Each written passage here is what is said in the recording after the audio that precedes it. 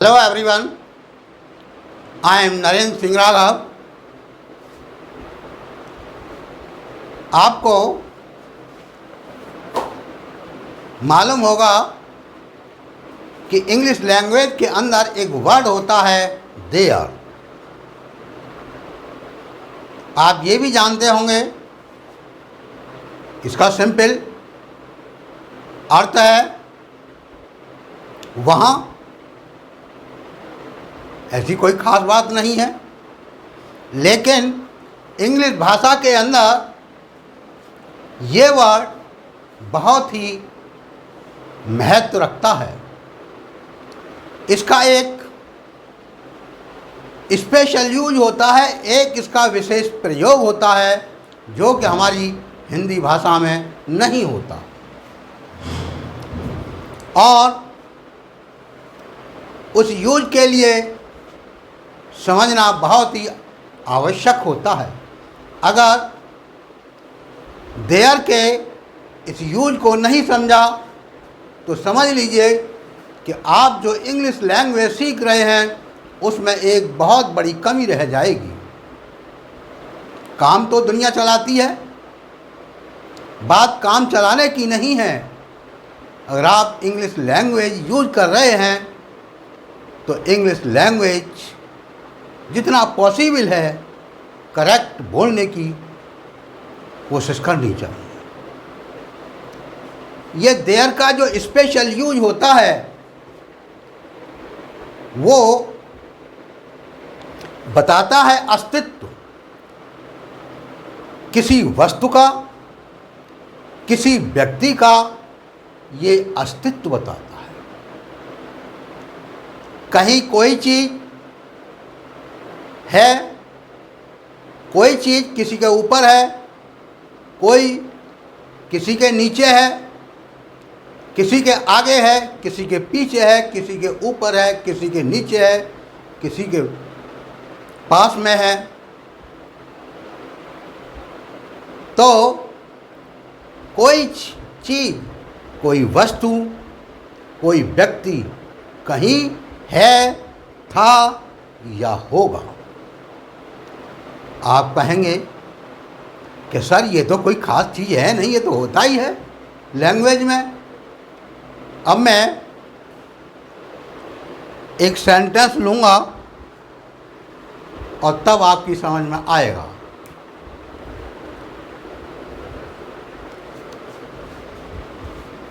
देखिए,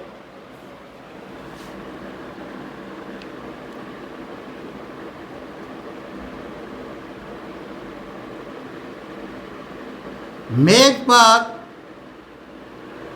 एक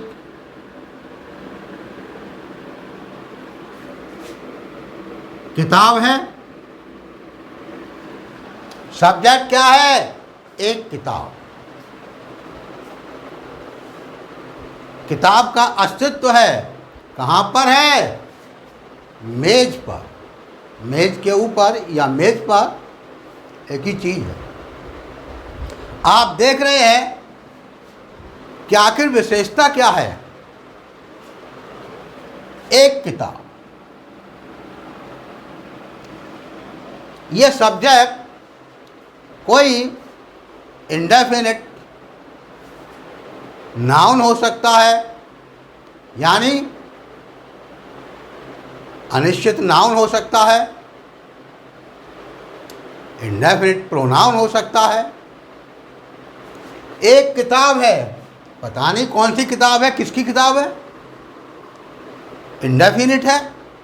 तो पहली बात तो हुई कि जब किसी भी सेंटेंस में ऐसा सब्जेक्ट आता है कि वो इंडेफिनिट होता है, अनिश्चित, डेफिनिट नहीं होता। और इससे पहले एक प्रीपोजिशन या एडवर्ब ऑफ प्लेस आता है बताने के लिए स्थान, और इसके पहले एक नाउन आता है जो स्थान का बोध कराता है।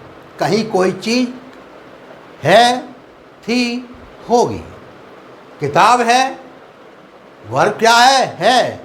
ये होना चाहिए, चाहे प्रेजेंट में हो, चाहे पास्ट में हो, चाहे फ्यूचर में हो। ये ध्यान रखना है। तो आपने क्या देखा? सब्जेक्ट जो है इंडेफिनिट है, अनिश्चित है। किताब है, पता नहीं किसकी किताब है, क्या किताब है, कौन सी किताब है।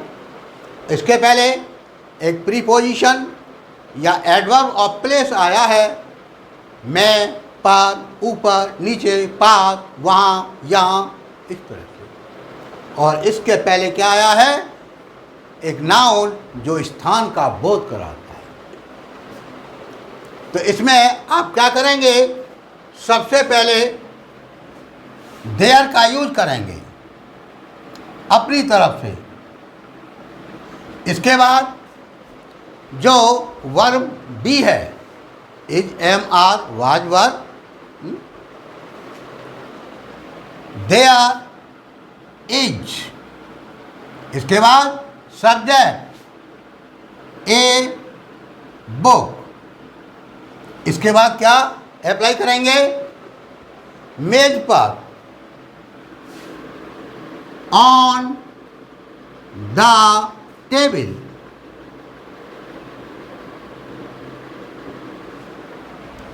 मेज पर एक किताब है, there is a book on the table. देखिए,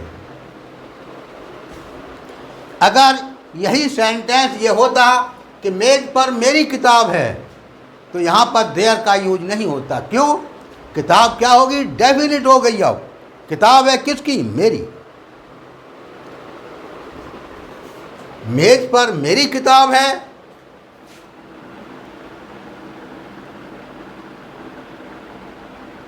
मेज पर मेरी किताब है।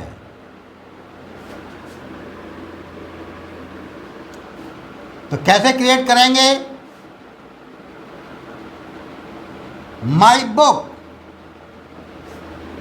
Is on the table.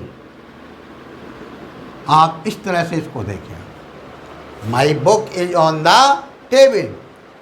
Here you can not use the word there. यहाँ पर विदाउट देयर के ही इसको जो है ट्रांसलेट करेंगे। मेज पर एक किताब है, there is a book on the table. मेज पर मेरी किताब है, my book is on the table. और लें,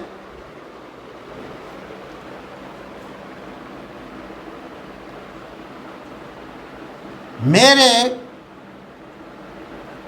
गांव में एक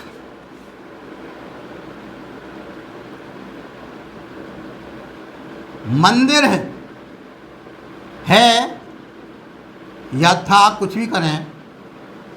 मेरे गांव में एक मंदिर है।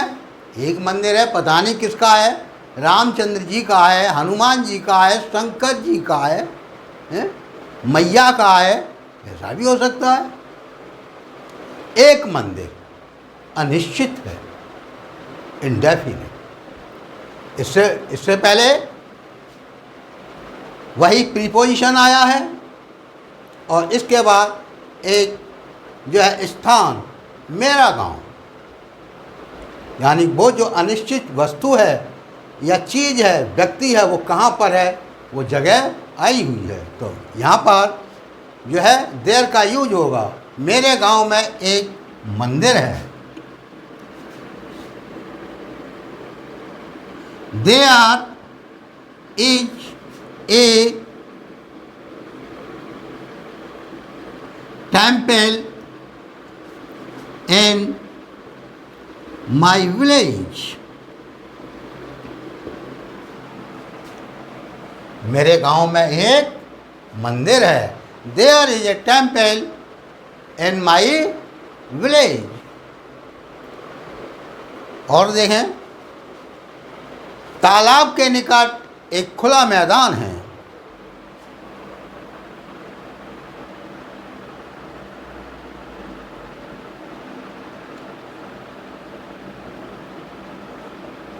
तालाब के निकट एक खुला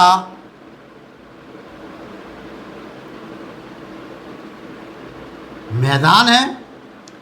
क्या है? खुला मैदान। इंडेफिनिट है नाउन। मैदान है, कैसा नहीं, घास का मैदान है या किसी और चीज़ का है, खेलने का मैदान है। इंडेफिनिट है, सब्जेक्ट खुला मैदान। और इसके पहले प्रीपोजिशन आया है निकट, और इससे पहले आया है वो स्थान जहाँ पर जो है इंडेफिनिट नाउन है। तो तालाब के निकट एक खुला मैदान है। How will you create? There is an open field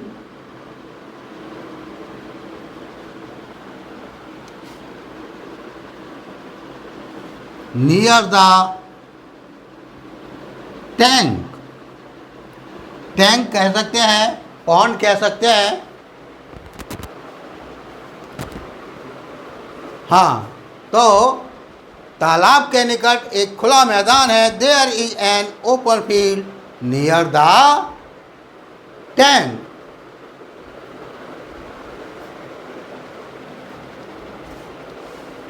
तुम्हारी नाक पर एक मच्छर है। एक मच्छर है, पता नहीं कौन सा मच्छर है।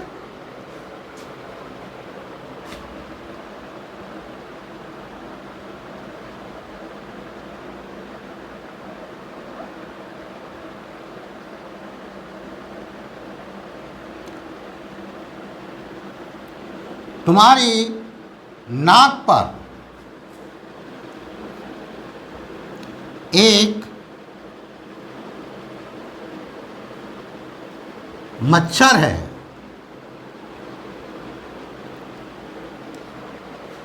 इंडेफिनिट एक मच्छर, पता नहीं कौन सा, कैसा मच्छर है। इसके बाद इससे पहले प्रीपोजिशन आया है पर, और इससे पहले वो स्थान तुम्हारी नाक, यानी वो स्थान जहाँ पर मच्छर है।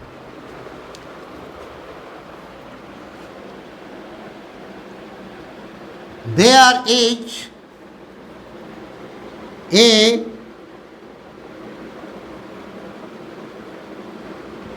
is a mosquito on your nose। तुम्हारी नाक पर एक मच्छर है। There is a mosquito on your nose। और देखें,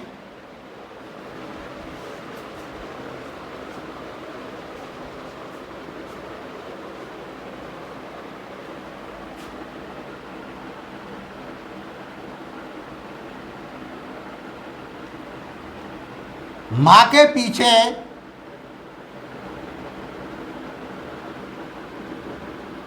एक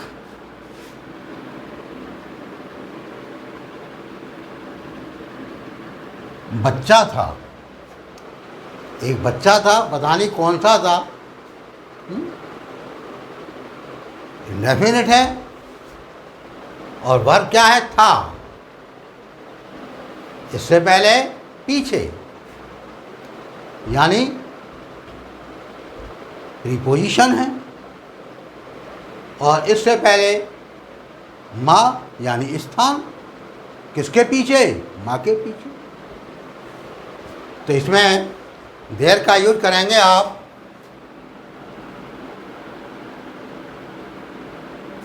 देयर वाज ए चाइल्ड। माँ के पीछे, बिहाइंड द मदर। माँ के पीछे एक बच्चा था। There was a child behind mother. और ऐसी बात नहीं ये सिंपल है, एफर्मेटिव है। नेगेटिव भी बना सकते हैं, इंटेरोगेटिव भी बना सकते हैं। जैसे क्या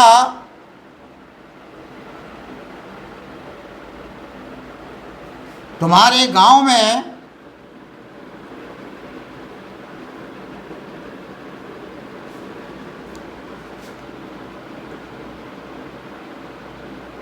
कोई कुआं है?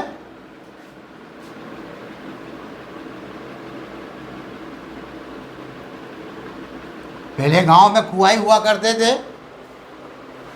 अब तो नल, इसके बाद समर, बहुत सारे अरेंजमेंट हो चुके हैं।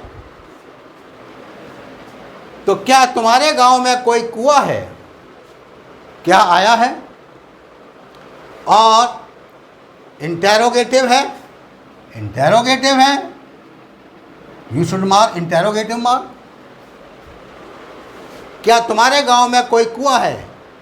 कैसा है क्वेश्चन? यस या नो में। तो यहां पर आप इंटेरोगेटिव वर्ड अप्लाई नहीं करेंगे, क्या करेंगे? जो है वर्ब बी इस्तेमाल करेंगे पहले। क्या तुम्हारे गांव में कोई कुआं है? इज।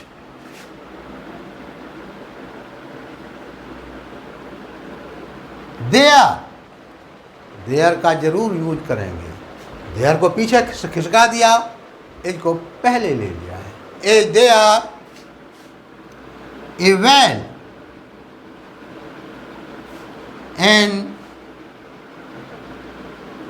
Your village? क्या तुम्हारे गांव में कोई कुआं है? Is there a well in your village? मेरे गांव में अब कोई पुराना कुआं नहीं है।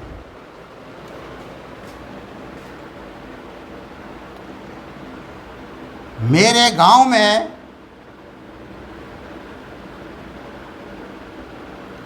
अब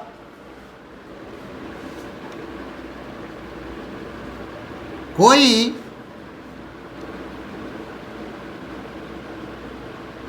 पुराना कुआं नहीं है।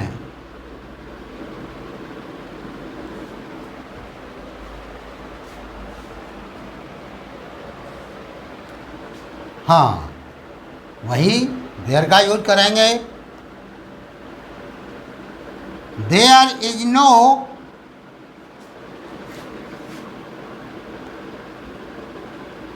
Old well. There is no old well, now भी यूज कर सकते हैं अब। इन माई विलेज, नेगेटिव हो गया। मेरे गांव में अब कोई पुराना कुआं नहीं है। There is no old well now in my village. देखिए, आप कहेंगे सर आपने नो यूज किया है, नॉट नहीं किया है। अगर नॉट करेंगे तो आपको एक वर्ड एनी और लगाना पड़ेगा। नो क्या है? नो का मतलब है कोई नहीं, और नॉट का मतलब क्या होता है? सिर्फ नहीं। ये ग्रामर की चीज़ें हैं, इन पर भी ध्यान दे सकते हैं, देना चाहिए। अच्छा, आगे और देखते हैं।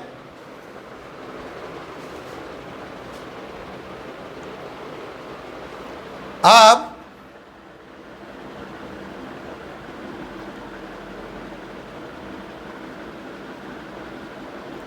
भारतीय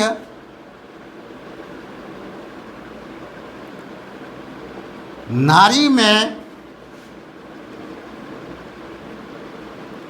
जागृति है।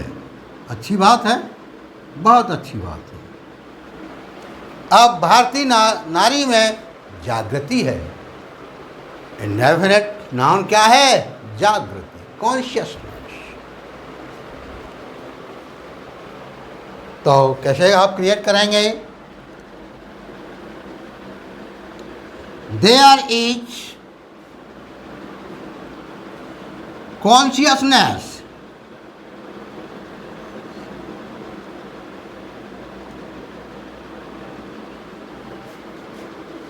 नाउ, भारतीय नारी में एमोंग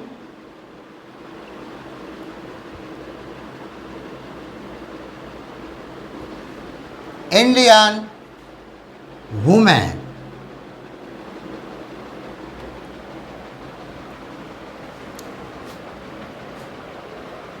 आज भारतीय नारी में जागृति है।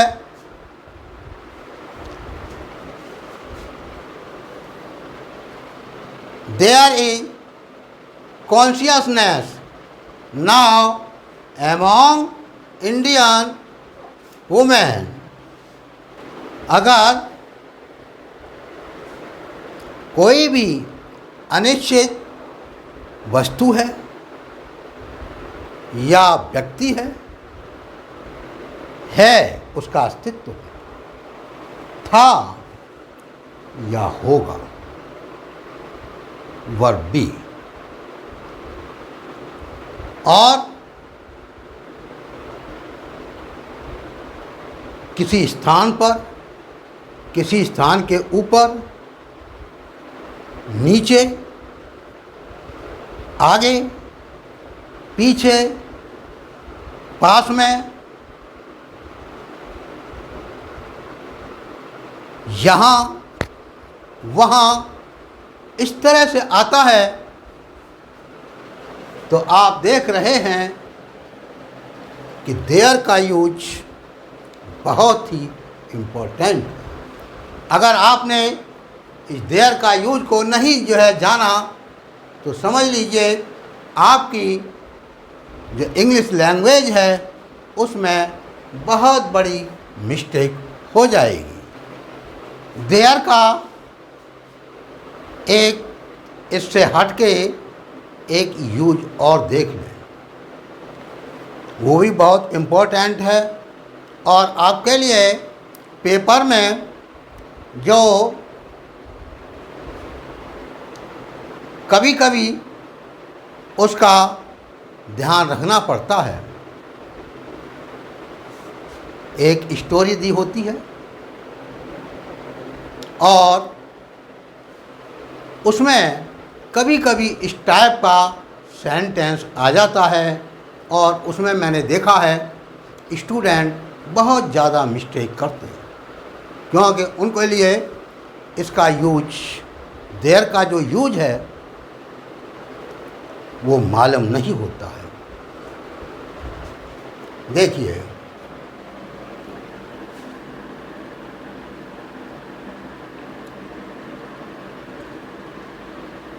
एक गांव में एक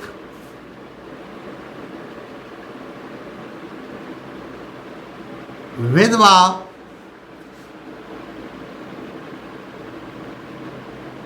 रहती थी। एक गांव में एक विधवा रहती थी। एक विधवा, पता नहीं कौन सी विधवा, इंडेफिनिट है, लेकिन यहाँ जो वर्ब है खाली है, हूँ, है, था, थी, थे नहीं आया है, बल्कि क्या आया है? रहती थी। इसको समझ। और सब्जेक्ट क्या है? इंडेफिनिट नाउन है, उसके पहले वही मैं, और इसके पहले वो स्थान जहाँ पर इंडेफिनिट नाउन रहता है, रहता था। अब ये जो रहना है, ये जो वर्ब है, ये उसके अस्तित्व के लिए आती है। एक गांव में एक विधवा रहती थी, इसका मतलब है एक गांव में एक विधवा थी।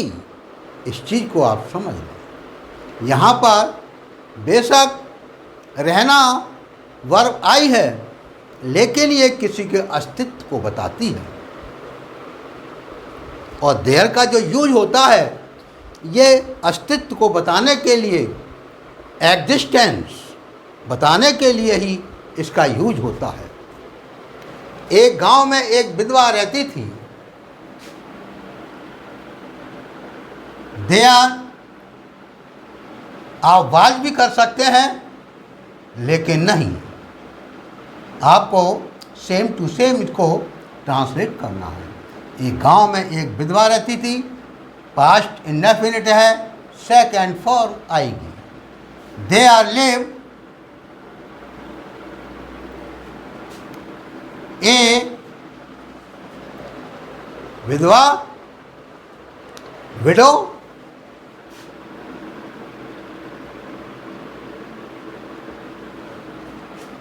देयर लिव्ड ए विडो, एक गांव में, इन ए विलेज, एक गांव में एक विधवा रहती थी। There lived a widow in a village.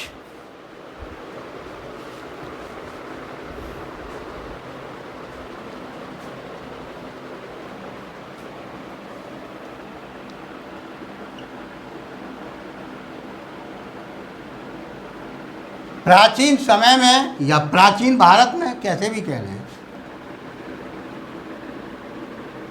प्राचीन समय में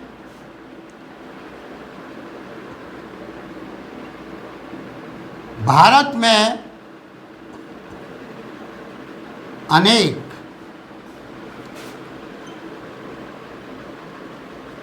ज्ञानी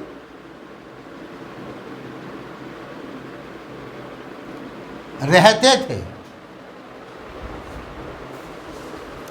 हाँ, प्राचीन समय में भारत में अनेक ज्ञानी रहते थे। ये भी सेंटेंस क्या बताता है? अस्तित्व बताता है कि प्राचीन समय में अनेक ज्ञानी लोगों का भारत में अस्तित्व था।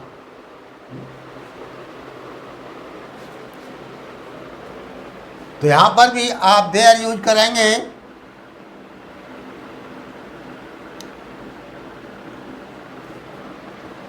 देयर वर लोट्स ऑफ, या ए लोट ऑफ, कुछ भी कहें, there were lots of wise man, ज्ञानी। हम जो है रहते थे, हम लिव्ड भी लगा सकते हैं, वर भी हम अप्लाई कर सकते हैं। मैंने वर कर दी है, आप वर्क अप्लाई करें चाहे लिव करें, बात एक ही है। क्यों? यहाँ अस्तित्व के लिए जो है ये सेंटेंस आया है। प्राचीन समय में अनेक ज्ञानी रहते थे। There were lots of wise man in ancient India. There were lots of wise men in ancient India। और देखें एक आध सेंटेंस इसी टाइप का। स्टोरी में भी आते हैं इस टाइप के। एक गांव में एक किसान रहता था।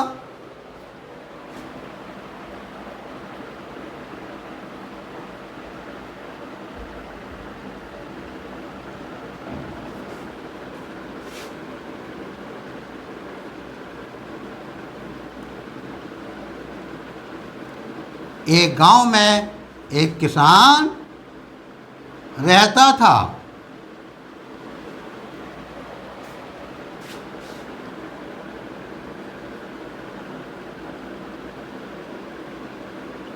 There lived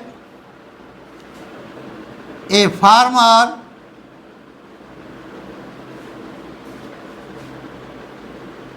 in a village. एक गांव में एक किसान रहता था। There lived a farmer in a village. तो आपने देखा कि इसका मेन जो एम होता है देयर का, वो होता है अस्तित्व को बताना, चाहे वो वर्ब बी के रूप में आए, है, हैं, था, थी, थे, होगा, होगी, होंगे, या रहता है, रहता था, रहता होगा। ओके, तो आपने देखा कि देयर का कितना इम्पोर्टेंट रोल है। ये लास्ट में ये चीज़ और समझ लें,